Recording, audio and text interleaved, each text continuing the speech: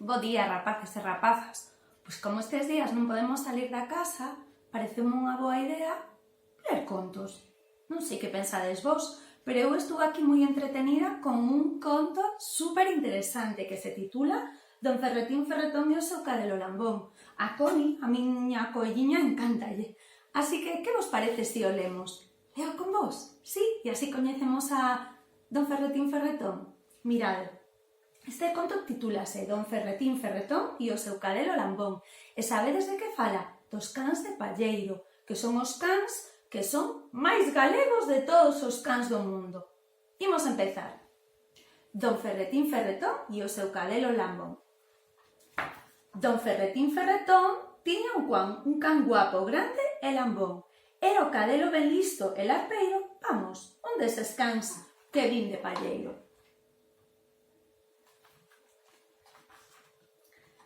Todo ía ben nesa casa, ata que unha tardiña pasou o que pasa. Maruxa, levo o tractor, vou por leña ao monte antes do sol por. Pero caía a noite e don Ferretín, nin sinal do home, nin do seu chimpín. Dona Maruxiña chora que te chora, van pasando as horas na súa casa soa. O meu Ferretín, que lle pasaría? Se marchou hai moito e xa se foi o día. E o can de palleiro tan listo e larpeiro baixa cara ao monte correndo lixeiro. Bule corredoiras e salta por camiños, cheira preocupado buscando o niño. No medio da fraga, ao pé do tractor, ve o seu amiño retorto de dor. Don Ferretín Ferretón escazara un ocello cando tentaba arranxar o trebello.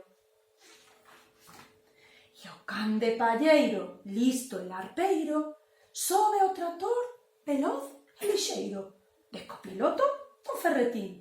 Hoxe conduce o cadelo o seu chimpín. Cando Maruxa ve o panorama, ri como a tola, cheiña de ganas. E bica moi leda o seu compañeiro mentras di berrando: que sorte terte, can de palleiro! E así acaba este conto. Espero que vos gustara.